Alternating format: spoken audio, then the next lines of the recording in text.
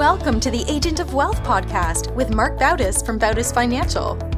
In this podcast, Marc helps guide you towards financial freedom, ensure you never run out of money, and create a balance in life that prioritizes what is most important to you. Join us for this journey as Marc draws from years of expertise and guest experts to solve the multiple wealth building challenges involved in your financial life.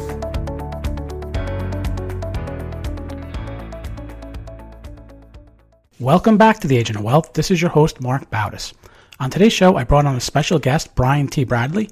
Brian's the senior managing partner at Bradley Legal Corp and is a leading educator and nationally recognized asset protection attorney for high-risk professionals, entrepreneurs, real estate investors, and ultra-high net worth families. Brian was selected to the Best Attorneys of America list 2020, Lawyers of Distinction list 3 years in a row from 2018 through 2020, Super Lawyers Rising Star list from 2021 and 2015, nominated to America's top 100 high-stake litigators list, and the top 100 in real estate. Brian, welcome to the show. Thanks, Marc, for having me on, and this is going to be an important topic. I'm going to try to keep things fun and not legally dense. And It's probably not easy at times, but right? Nah, sometimes it's not, but I think the way we talk about it through stories and stuff might help out. And I'm not anybody's legal guru here. We're just going to be talking in generalities, and I think we're going to learn a lot today. And I hope that the concepts that we talk about and the misconceptions help your listeners understand this really weird world of asset protection, and then even asset protection trust a little bit more, since those aren't really broken down much.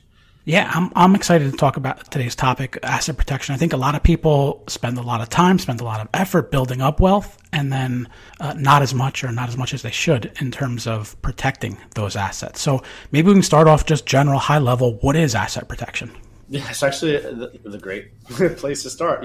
What is this that we're going to be talking about today? What asset protection is it's not traditional estate planning. It's modern estate planning. And what we're really doing is placing legal barriers between your assets and your potential creditor, the person trying to sue you and take your money or take your assets from you, before it's needed. And that's the big key word there, before. That's it. It's just a barrier, like a safe for your gold or your guns or valuables. Anything of value you want to put behind that legal barrier and out of your personal name, so that it's not easily attached with a lien or reached. And again, if you come to me after the fact saying hey, Brian, I'm getting sued, I have everything in my personal name, what can you do for me now? I'm going to say I'm going to exempt the lawsuit, and I will go about it, the rest of it for the future lawsuits. So again, keyword, before it's needed. And I know that's against human nature. And I really like, the Tony Robbins saying, success leaves clues. The rich don't own things in their personal names. Their businesses and trusts do. They just get the beneficial use and enjoyment out of them while separating out the legal liability. So we want to mimic where we're going. So just copy the rich. I think one of the things that people worry about when the talk of trust comes up, or this asset protection and separating or taking things out of their personal name, they worry about losing control of that asset. What happens to the control of that asset if they take it out of their personal name? That's a great question. And honestly, I hate this answer because it's a typical attorney answer. It depends. But it really does in this situation, because at the end of the day, if you are in control of an asset, the entity, a judge can order you to change it. And then if you don't, then you can be held in civil contempt of court and thrown into jail. So you want to manage the assets, get the benefit out of the assets. But control, I only want you to have control up until it's not in your most advantageous situation to do so, which we can explain that when we talk about high-end asset protection trust and hybrid trust. And so just remember, losing control is not as bad as you think it is. Eventually, if you have a really massive lawsuit against you, you want to be out of control legally so that a judge can't come in and throw you in civil contempt of court and force you to change your trust. That's the difference between revocability and non-revocable trust. Revocable meaning it can be changed versus irrevocable meaning, I'm sorry, I can't change this now. And it starts creating more legal barriers that someone has to try to fight through, and starts limiting what judges can force you to do. Now, before we start going into some of the details of these, how did you actually get involved in this space? Yes, that's an interesting story. Unlike most people who get into asset protection, there's not that many exclusive asset protection attorneys. Most are real estate attorneys who learn about LLCs, or business attorneys. I was and still am a trial lawyer, a litigation and trial lawyer. And just going through the court system, I just saw so many clients just being sued for completely bogus lawsuits. Some of them like truly legit lawsuits, but most of them turned out to be like frivolous. Some were coming out for a smash and grab, money grab, and their lives just being turned completely upside down. And again, if you have nothing in your name beforehand, like no asset protection planning beforehand, it's like trying to go and get car insurance after you already hit somebody with your car. House insurance after your house burnt down. Sorry, you're too late to the game. And so I just saw a lot of people losing their entire legacy in life work because they were just risking it, or they didn't perceive the risk, or they were riding lady luck, or they just had a lot of these misconceptions of, well, I have a trust. I have a revocable living trust, my family trust. And they just lump in all trusts are the same. Just like, oh, well, ice cream is ice cream. Well, no, there's a lot of different flavors of ice cream, right? So not all ice cream is the same. So not all trusts are the same. So there was a big misconception that we'll clear up with that. Or it was, well, I have an umbrella policy. My umbrella policy just covers it all, right? And it's like, well, no, it gives you more excess and capital to fight, but it still is insurance, and insurance doesn't cover you for fraud or intentional wrongdoings. There are claim limits. So you really have to understand, like in big, massive lawsuits, the ones that kind of wipe people out, your insurance company does not want to pay that, even if you have an umbrella policy. So they're going to use their escape clauses that they have, like intentional wrongdoings and fraud, to say, well, hey, we're not going to cover this. That's why there are insurance defense attorneys, right? Their job is to protect the insurance companies from saying, hey, we're not going to cover you for this, otherwise we'll go out of business. Or the big misconception is, well, I have an LLC. This is a big one that started happening over the last 5 years. Originally, people understood first word, first letter, right? Limited. We tell you straight up in the name. This is a limited liability company, entry level 101. They can be pierced. And then now over about the last 4 years, the mindset for some reason has transitioned. Just throw all your assets into an LLC and it's like a Dracula slayer. You're perfectly fine. And it's created this massive mess, or CPAs creating S corps to put real estate in for tax purposes, but then they don't realize, well, this is a massive issue to where if I have to take assets out of these S corps, I can't, because I'm going to force you to have to pay up all the deferred taxes back to the government. So you're stuck, and then all your assets get frozen and seized. So it's just people not communicating with their attorneys at the time when they should, before it's needed. And again, it's human nature. We don't do estate planning until we're about to die most of the time. Like, oh, grandpa's on his deathbed, let's go get a will. The same thing with litigation prevention and asset protection. We don't think about it until like, oh my God, my neighbor just got took for $1 million or hit someone with their car. We almost got sued. Wipe the forehead. We dodged the bullet on that one. Now let's do something. That's generally when you come to for people like us. And so, we need to be more preventative. All right. So you actually made a lot of good points that we'll come back to, but let's start off with what are some of these asset protection trusts or bridge trusts, or what are some of the strategies that someone should think about? Absolutely. Like, let's just first lay some like key concepts and like a foundation layer. So your listeners understand, like, there's different ways to go about this. And I want to do it through an analogy of winter. When it comes to asset protection, we have different layers. And the first entry layer, it's your base layer. It's going to sit on your skin. It's going to be a little bit tighter to your body. This is an LLC and insurance. And this is generally when you're just starting out investing, you're going to have either nothing or maybe 3 units. And your net worth is going to be at or below $250,000. Then as you start growing and you're adding more assets, maybe you're getting more promotions at work, or you're a doctor, you're out of residency now, you're making some money, you have more deals. Your net worth is probably around $500,000 to $700,000 net. You have 4 to probably 8 properties, maybe in a couple different states. Now you need a second layer. So this is going to be kind of like your merino wool sweater, or for you ladies, a cardigan. It's called a management company. And I generally would use a limited partnership for that second layer and not another LLC. And then when you hit around that 1 million, 1.2 million net worth mark, this is where you need an outer shell waterproof layer. This is your asset protection trust. This is your doomsday lawsuit protection layer. And we'll break down the trust in a minute. But by layering, you're now more flexible and you can adjust and make yourself more comfortable. And so when a client comes to me, I know that you're going to want 4 things. You're going to want an effective plan. You're going to want to control your plan. You're going to want sustainable cost. And then you're going to want to be able to manage and maintain the compliance with the IRS. So as you go through the evaluation of just how good an actual asset protection structure or plan is, just remember the acronym ECCC: effectiveness, cost, control, and compliance. And the idea is, and the goal is to eventually be able to check mark all four of those off. You may not be able to as you start if you're just dealing with LLCs, but as you go along and you start layering, this is the idea that we want to start working through is effectiveness, control, cost, and compliance. When you say effectiveness, meaning that it actually adheres to the strategy that we're trying to do. Correct. Like it actually works. Like we're in court, we're getting sued. The other attorney is here and he's going to take everything apart. It needs to hold up when it matters in court and in front of a judge. And then like cost, if it's too expensive, you're just not going to do it. If it's too difficult with the IRS to maintain compliance on, you'll deal with it for a year or two, and then eventually you're just going to stop the compliance. Then the whole planning falls apart. And then control, like I said, it's a matter of when you want to be in control and when you don't, but you always want to be able to keep investing and managing your assets. Those are like, again, the four things you really want to pay attention to when you set up a plan.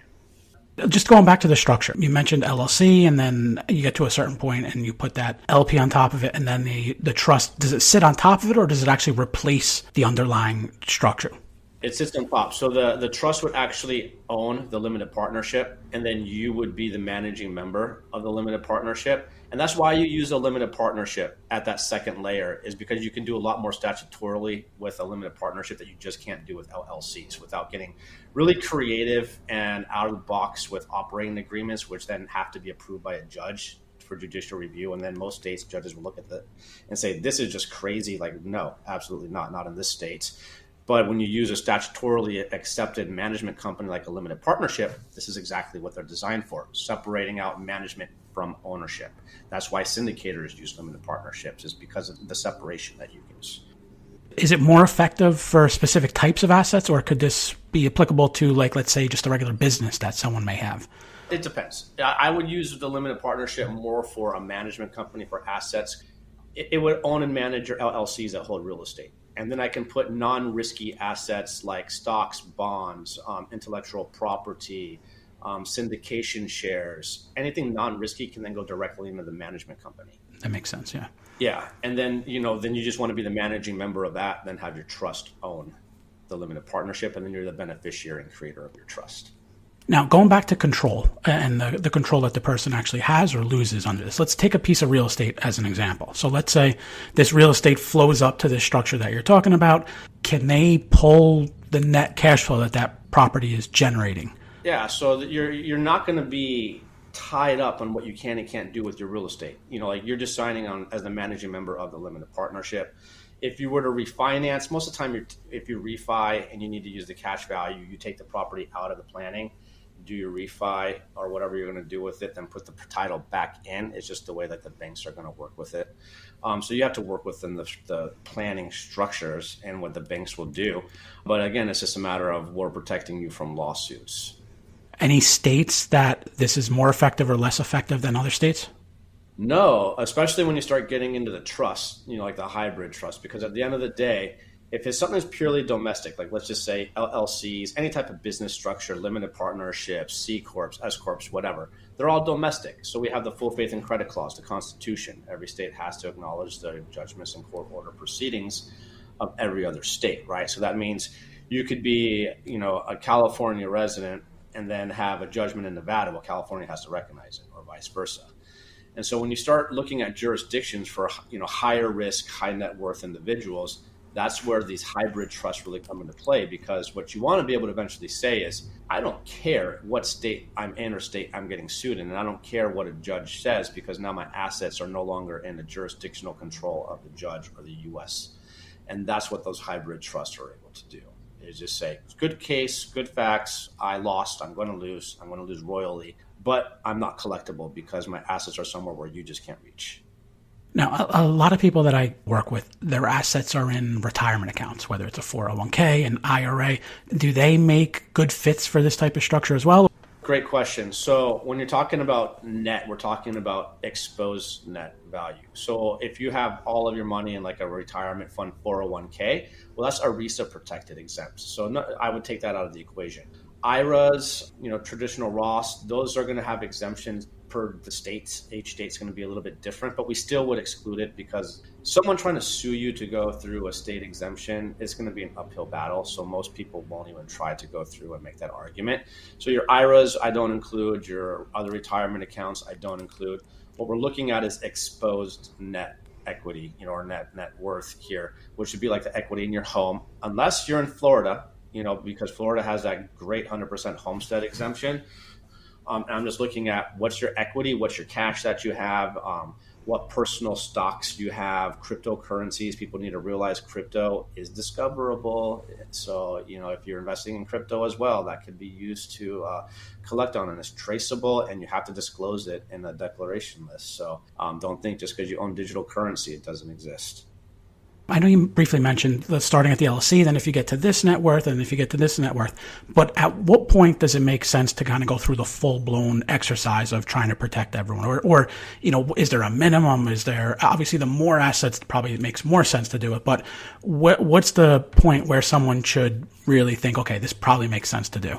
Generally, the average client profile that says, okay, I'm going to use like the whole 3-layered system, LLCs, limited partnership, and a hybrid trust, is around 1.2 million exposed or net worth and risk. I mean, if everything is like I'm not working anymore and I'm, selling everything out, well, your risk is going to be low, but you're, full-time real estate investor, then this is probably going to be, right up there. You hit the 1.2 million mark, plus you're a developed, real estate investor. You got a lot of properties. It's going to make sense.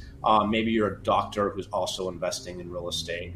So we're going to look at your career, your profession, what you're doing, the risk that comes into that, and basically make a risk analysis profile of you, as well as just like calculating your net worth. And that's where we look at determining, is a full setup and a hybrid trust make sense for you or not? And I know you mentioned it's not estate planning, but how do these trusts work when it does come time to someone passing away, and how do these assets then get passed on?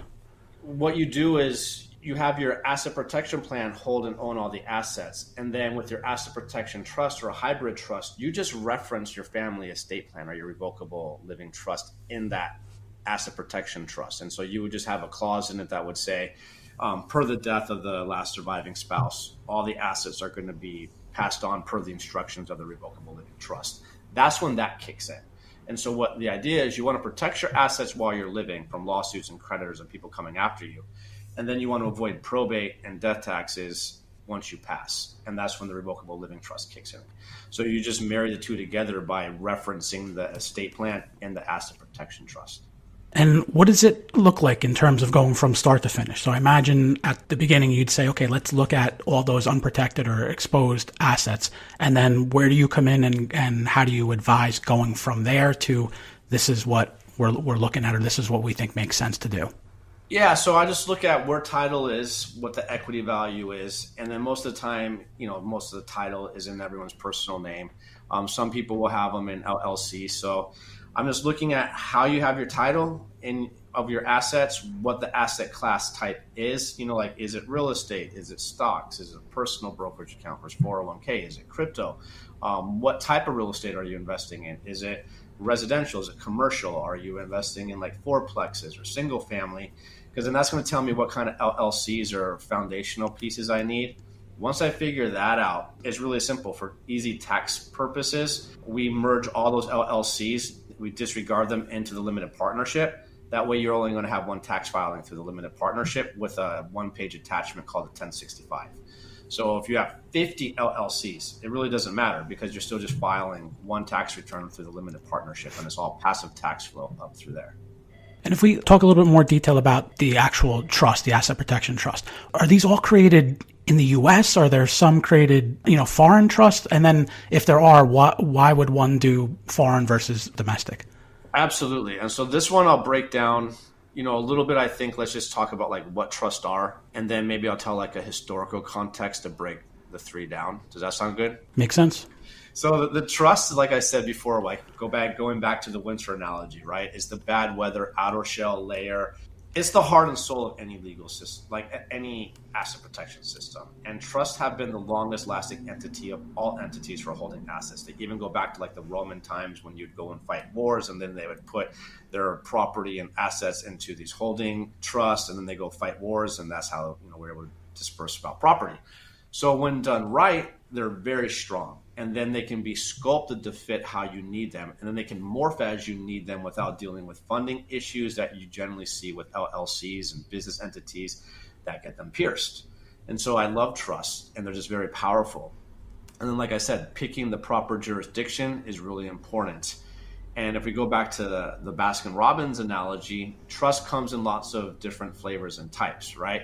You know, like you got chocolate and vanilla, strawberry ice cream. It's all ice cream, but it's different flavors. And so the same thing happens in the world of trust. Not all trusts are the same, and they have different applications and reasons of why we use them. So the standard 101 trust that I think almost everybody is going to be familiar with came from the 60s. It's that family revocable living trust.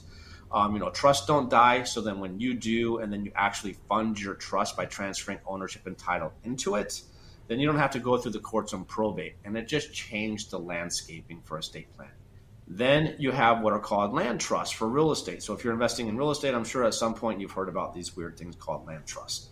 The land then goes into the land trust, and the land trust connects to the LLC. But land trusts don't have any protection in and of themselves. And this is where the big misconception of this comes from. Like, oh, I have a land trust, I'm good. No, they don't protect you. What's protecting you is the limited liability company, which is limited. The trust just provides privacy. It's a privacy mechanism. It's not a protection mechanism. And then from there, you have higher levels of trust. These are called asset protection trust. And this is where I think like we can spend a little bit more time breaking down those three types that you talked about. And I think after this, probably 99% of everybody is going to know more than 99.9% of attorneys on trust. The asset protection trust came about in the early 1980s. And an asset protection trust is what's called a self-settled spendthrift trust.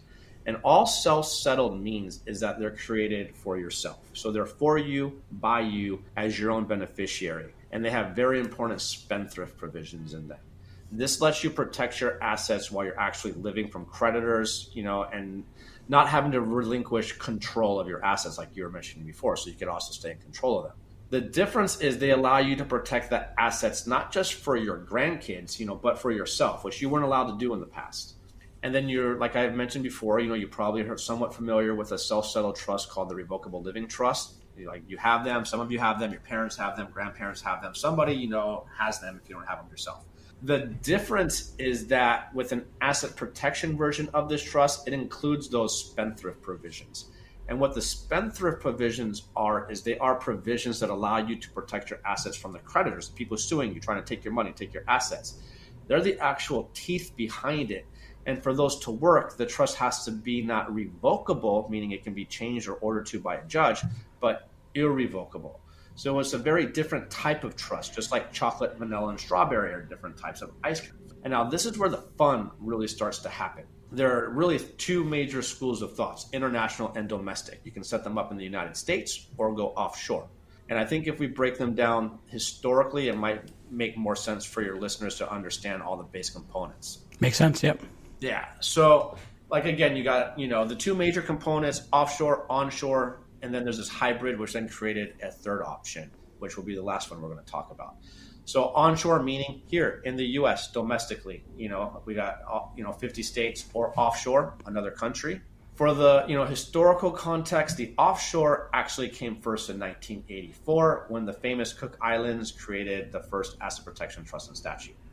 I personally like and choose the Cook Islands when it's applicable just because it has the best home court advantage. And what makes it so strong is they have this magic word called statutory non-recognition of any other jurisdictional court orders in the world, including the United States.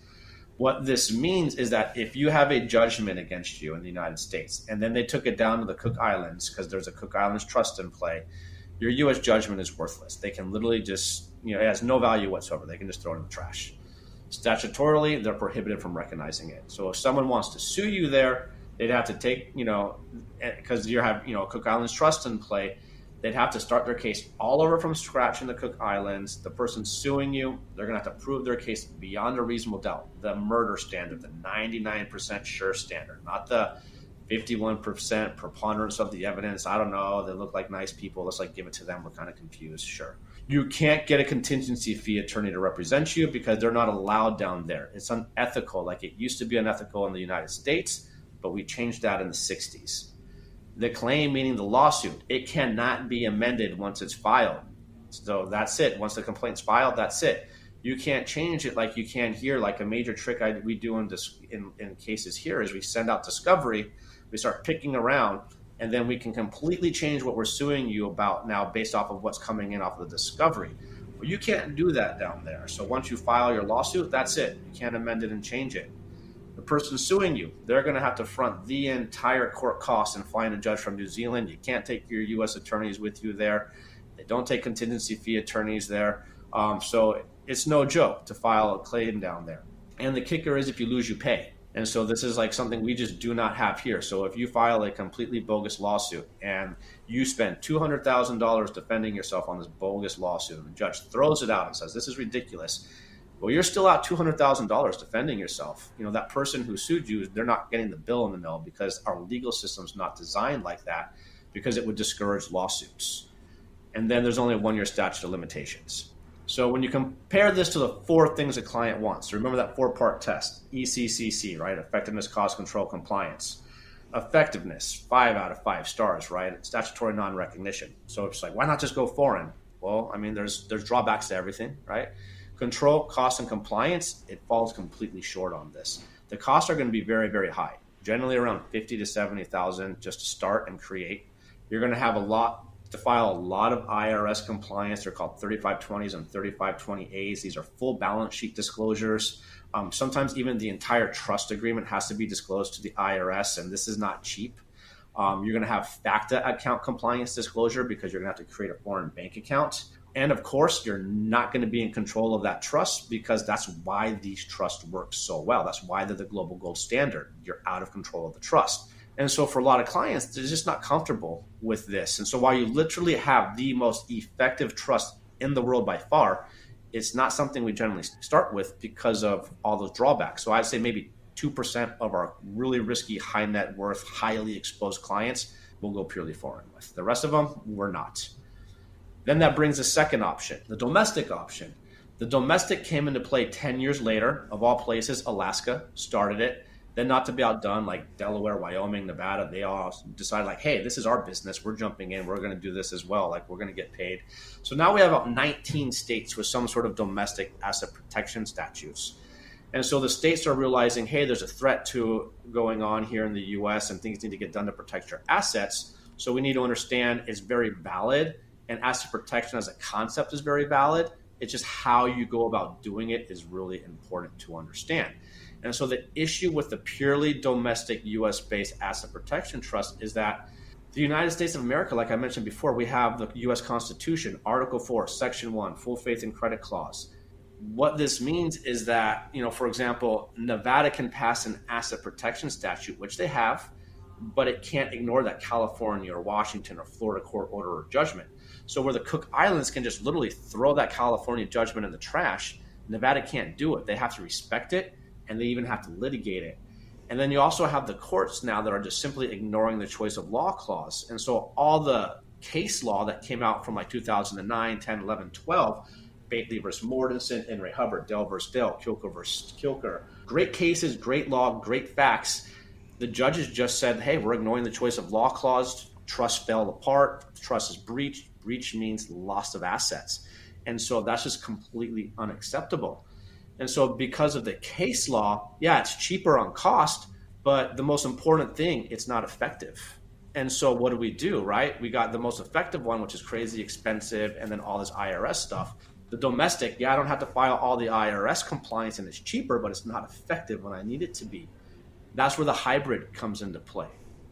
And so the hybrid trust, we just name it a bridge trust. So I'll just use it for easy reference here. What we're doing is like a hybrid car. We're combining the best of both worlds. It came into effect 30 years ago by Doug, my partner. He created about 30 years ago. So it's not new to the block. It's been around for a while. What it is it is a fully foreign offshore Cook Islands trust from the day it's built. We just bridge it back to the U.S. for IRS purposes by staying in compliance with the IRS Section 7701. It's called the Court Test Control Test. And so because of that bridge, as long as we have our compliance, we're now classified domestically. And what this means is that the trust is cheaper to set up. It's not going to be like $50,000. Generally, it'll be like $23,000 for the trust.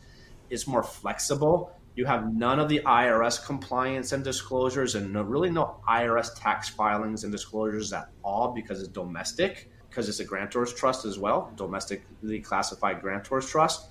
And now you have that power of the offshore Cook Islands in your back pocket if and when you want. Just like a contractor building a house. I have all the tools in the toolbox. I just don't need to use them all at the same time. And so that's the benefit of this. And so during a state of duress, like a doomsday lawsuit, your attorney, us, like we would declare the state of duress. We would break compliance with the IRS by removing you as the trustee. At that point, your trust is what it is. It is a purely foreign Cook Islands trust. So now that comes into effect. And so the hybrid trust is extremely effective. If you go back to the acronym ECCC, it's effective control. You're in control up until it's like the last second when you really shouldn't be in control. Compliance, easy. There is no compliance while you're domesticated because there's no IRS tax filing. Costs, cheaper. And so you hit all of those markers that you're looking at with the flexibility and strength of one trust. So are you seeing most of the trusts that you're creating under this hybrid or bridge trust, or are you still seeing, and I know you mentioned fully foreign is very little, a couple percent, but are you seeing a lot of bridge trusts being created now? Yeah, I mean, not in most firm by firms, because most firms don't focus on higher end levels of asset protection. Like our profile for our clients are high risk, high net worth clientele. So for our firm specifically and our network of clients and firms that we work with, yes, like that's basically 90% of our practice. If you go to other firms and say, hey, I want a bridge trust or a hybrid trust, most wouldn't even understand the foreign trust because it's not the world they work in. And then if they don't understand the foreign trust, they would have no concept of what a hybrid asset protection trust even would be, because it's not where their business is focused on. Right. Makes sense. All right. Well, we're just about out of time. Brian, I want to thank you for being on the show today. You gave some great info on asset protection. How best can someone reach out to you, find out more about what you do? Yeah, so you can reach out to me, www.btblegal.com. My website's designed more as an educational resource, right? There are lots of case law, lots of frequently asked questions, lots of client case studies of what happened. Here's how they're getting sued. Here's what happened. Here are the results. I just want you to be educated, and that way you can go and ask good questions when you're shopping around. You can email me, Brian, Brian, @btblegal.com. I'll, generally do a free 30-minute consultation. I'd just rather have you have a good opinion, and then, whether we're a good fit or not, we'll just, we'll see it from the consultation. Great. We'll link to all that in the show notes. Thanks again. And thank you everyone for tuning in today. Thank you for listening to the Agent of Wealth podcast. Click the subscribe button below to be notified when new episodes become available. The information covered represents the views and opinions of the guests and does not necessarily represent the views or opinions of Bautis Financial. The content has been made available for informational and educational purposes only and is not intended to be a substitute for professional financial planning and investment advice. Always seek the advice of your financial advisor or other qualified financial service provider with any questions you may have regarding your investments and financial planning.